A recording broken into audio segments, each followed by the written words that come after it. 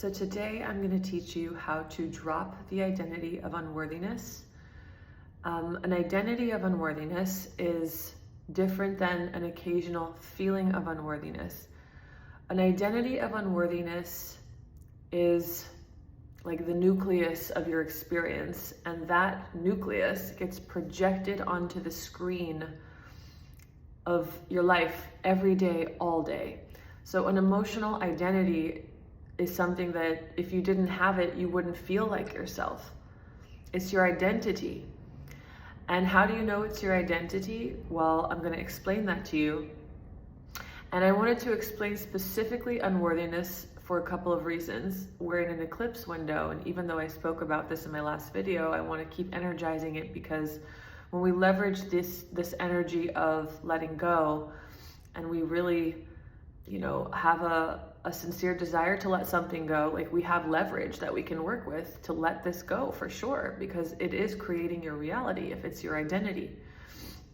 And the other reason that I wanted to talk about it is because unworthiness is not as obvious as other emotional identities, like being chronically angry or chronically anxious, right? It's obvious when you're chronically angry. Everybody will tell you. It's easy when you're chronically anxious. You're just afraid all day long, right? You're anxious about life, and that's really obvious. Unworthiness and a couple of other ones that I'm going to discuss this week are not as obvious. So I'm going to point out to you how to identify them so that you can be acutely aware of your situation, which is that your entire life is based on unworthiness, so that you can drop it. All right. So again, an emotional identity is something that you literally see everywhere on the screen of your life, because you're projecting your identity onto the screen of life. So what could that look like?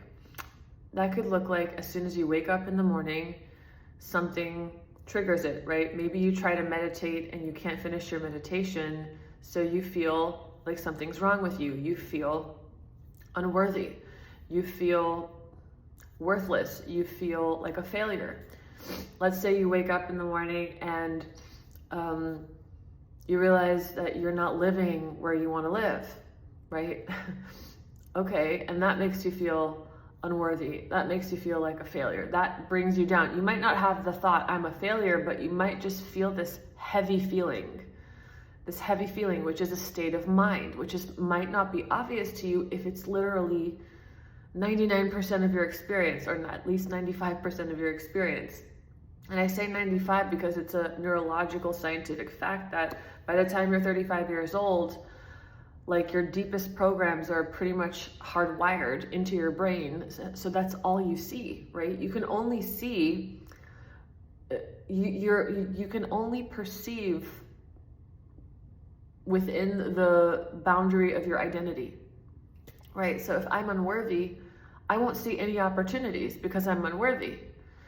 If I'm unworthy, I won't allow myself to receive thoughts of how to make more money because I don't deserve those thoughts. But let me take you throughout the day of what an unworthy identity could look like. Again, what does your life look like when you wake up? Do your children remind you that you're unworthy? Does your husband or wife remind you that you're unworthy? Of course, if you didn't have an emotional identity of unworthiness, none of these things would make you feel unworthy. You wouldn't finish the meditation and you'd be okay with it. Okay, well, that's all right. That it is what it is. Life is meditation, right? We don't need to sit with our eyes closed to meditate. Oh, okay, I don't live where I want to live. Well, that's okay. I love what God has given me so far, and I'm eager for more. It's like if you didn't have the emotional identity of unworthiness, you wouldn't be experiencing the screen of your life through this perception, through this feeling also. So then you go through your day and you look in the mirror. For a lot of people, looking in the mirror, being unhappy with what they see, triggers a feeling of unworthiness. And again, it might not be a thought, oh, I'm unworthy. It might be just like a let down feeling. Now, this is why I wanted to talk about it, because these things that seem subtle and unimportant are actually creating your reality, okay?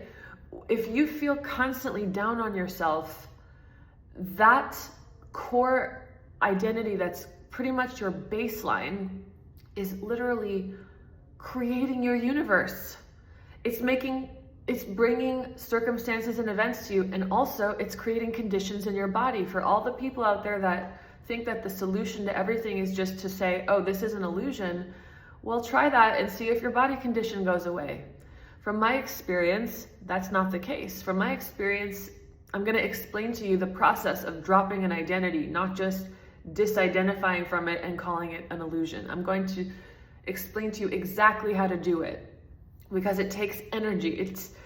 If you have had an identity your whole life, it's going to take some energy to drop it, not just one little observation. Okay, that's my experience. Other things that are not as chronic, yeah, you can just notice them and discard them. That's different. So you keep going throughout your day, your appearance makes you feel let down. You walk in a neighborhood and people that live in places that you don't live make you feel unworthy or less than. You go out to lunch and people remind you that you're less than because of what they're wearing or what they can afford. When you want to purchase something but you can't purchase it right now in this second, you feel like a failure, you feel unworthy. Now again, if you didn't have the identity of unworthiness, not being able to buy something right now would be like a fun thing to look forward to.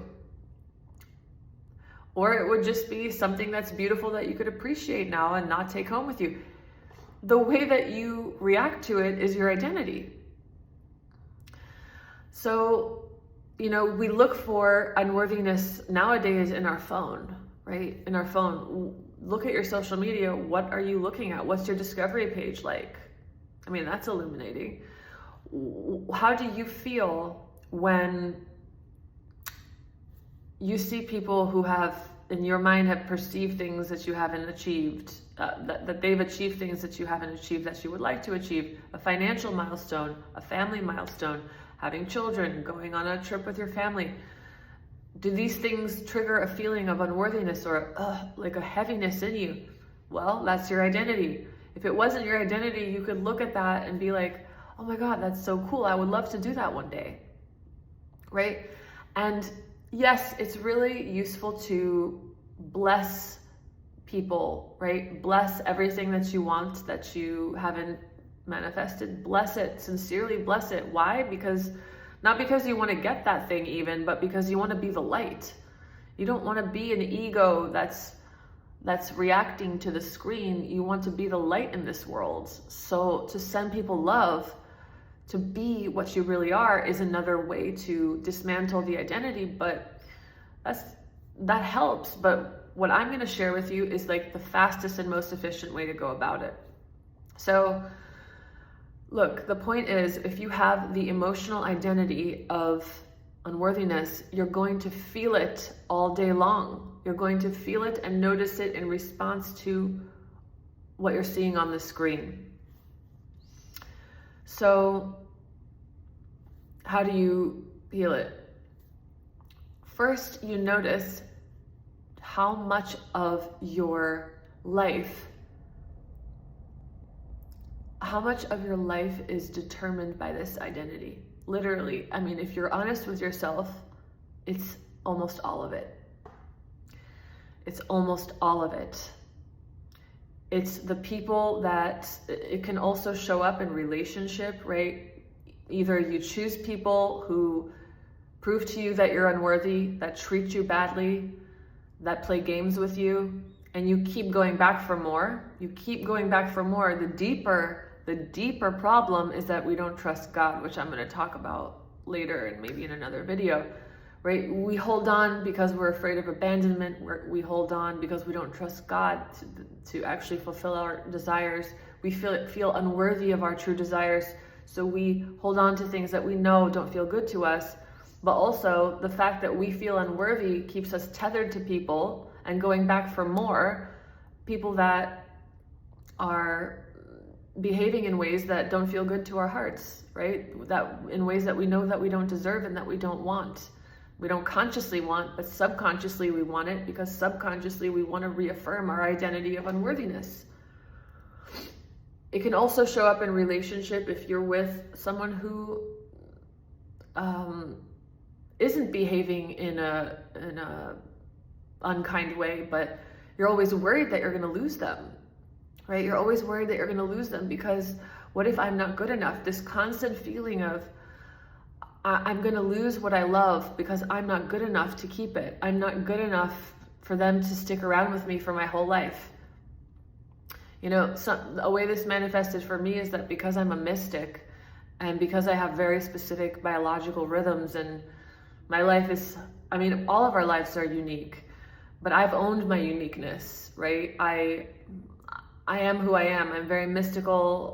My life is a little unpredictable because I don't know when I'm going to be hit with intense mystical experiences, and I had this story that like nobody would accept that, and I've been proven wrong because the universe loves you, and when you love yourself, we get that reflection.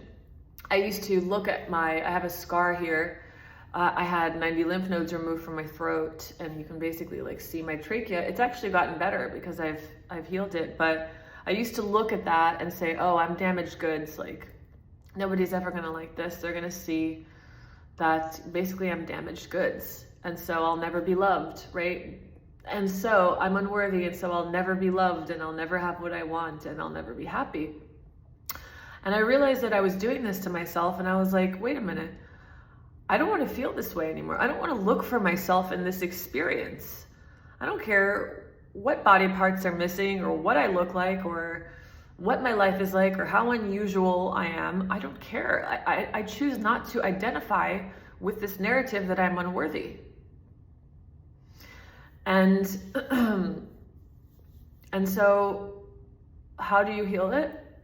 You realize how much of your life that it's taking from you. It's taking life from you. Why is it taking life from you?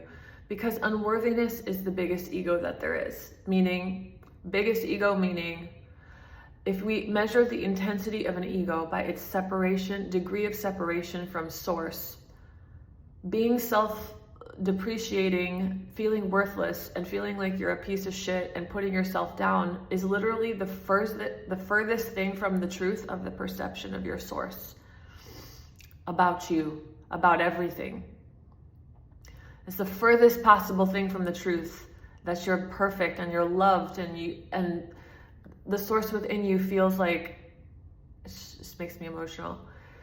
It makes me emotional because I had a non-dual realization of my true nature, but my ego was like this really self-depreciating, low self-esteem ego, and the gap between those two things, the journey of closing that gap is basically what this YouTube channel is about. But I know firsthand from my experience the way that the source within me, that the God within me feels about my human self and about everybody, which is not just unconditional love, but like awe and wonder and like magnificence. It's like you're looking at the most magnificent thing that it was ever created. That's how God feels about you and your human life. And so it really destroys your life to be this black hole of of putting yourself down and feeling unworthy. And it creates severe health problems. That's another motivating factor of why I've really found the energy to heal this. It does destroy your body. Okay, autoimmune, what is that? Attacking myself. Every time I look in the mirror, every time I look on social media, every time I notice that a sibling or a family member or a friend has done something that I haven't, and it makes me feel bad, and I land back in that baseline of unworthiness, I'm destroying myself. And therefore, the reflection of that can be an autoimmune disease, or even sometimes a cancer, So it's, for people that say it's an illusion, it's not an illusion because it is creating the state of your body and it is creating your universe. So while you can just disidentify and say, well, unworthiness is an illusion, if it makes up your entire universe, then you need to go a step further than that. And so here it is. You take an inventory and you realize how much damage it has done, not to judge yourself, but to say, whoa, I don't want to do this to myself. oh my God, I'm looking for the experience of unworthiness. I'm looking for this feeling in everything I see because it's in me. And so the mirror is doing its job. It's reflecting back to me what I'm doing to myself. It's reflecting back to me something that I'm identified with. So to truly disidentify from unworthiness, you notice that you're in it. You notice that you're in the habit of looking for it in everything you see. Whoa, that awareness in and of itself brings tremendous energy. And then you say, you know what? I'm done with this. Conviction and desire to say, I am not going to do this anymore is all you need. I pray that the most sincere and intense and effective prayer that you can ever pray is, help me drop this. I see it now. I see it. Drop it. I'm done with it. Please help me release this. I want to see myself through the eyes of Source. I want to see myself through God's eyes. I want to feel myself to be who I really am, not just know it. Okay? I want to feel myself. And so when you have that sincere desire, you'll just notice that you'll look in the mirror and you'll feel love. You won't have to practice by repetition feeling love in the mirror, although that helps too. You won't have to look at the same condition and repetitively try to reprogram it because you got to the source of the problem that causes all those symptoms. So there's a difference between symptom management and curing the root cause. And this is so important to non-dual realization and, like knowing our true nature, because if you want to actually embody that, meaning you feel that way, you think that way, you feel that way, not because you're trying to think or feel that way, but because you have found the veils that block that light and you have removed that clothing from your soul. And the soul wants to shine through you. So now instead of having to repetitively reprogram myself, I found the root cause. And so now I notice that in my life, the same things that made me feel unworthy don't make me feel unworthy anymore. When somebody achieves something that I would love to achieve, I'm so happy for them because the soul is happy and loving and blessing automatically, right? The veil has been removed. The spell has been broken. So I wanted to energize this. This is so, so important because it's not as obvious as other things. And so it can go undetected for a lifetime. So I hope I've illuminated it so that it can be detected and dropped. And again, all you need is a sincere desire, a prayer to ask God to help you release this veil, because the universe will move mountains to help you do that. As soon as you realize you want it, poof, just consider it done. So I hope this was helpful and I hope you have a beautiful day.